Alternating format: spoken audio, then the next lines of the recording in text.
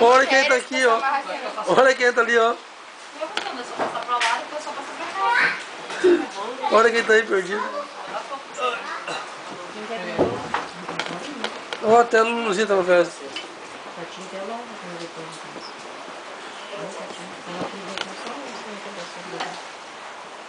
Muita coisa. Tinha almoçado ali. Que feio. Que feio. Ah, esse bom é uma delícia.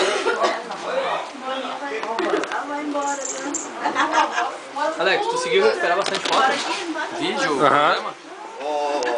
O Júlio? Sério. Júlio. 30 anos, Júlio. Não? 28.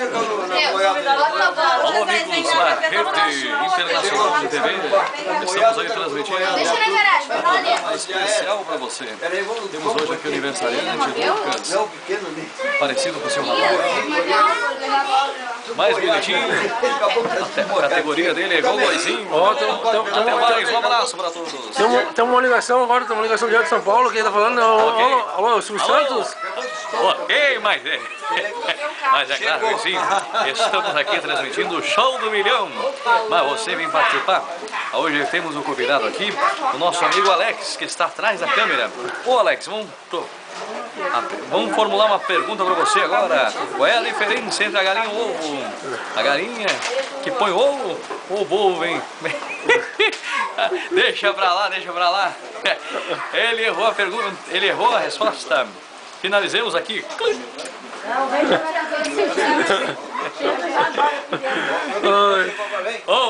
Vou encerrar então a gravação. Olha a presença do Silvio Santos na festa do Temos Lucas. aqui o nosso convidado. Ele disse assim: eu tenho que fazer uma cirurgia.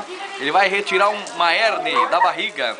O quê? A hérnia é sua ou pertence a outra pessoa?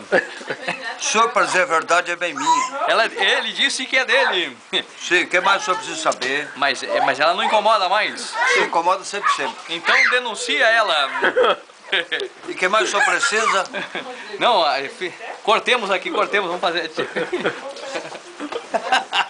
Pede ajuda pro universitário. Que dá, viu? Você que ajuda o universitário. Que barulho que deu? Esse é uma... Já tirei o quanto a água ainda perde dentro do pau. Vamos pegar as coisas. Tá tudo molhado ali. A criançada gosta, né? Não, mas tá muito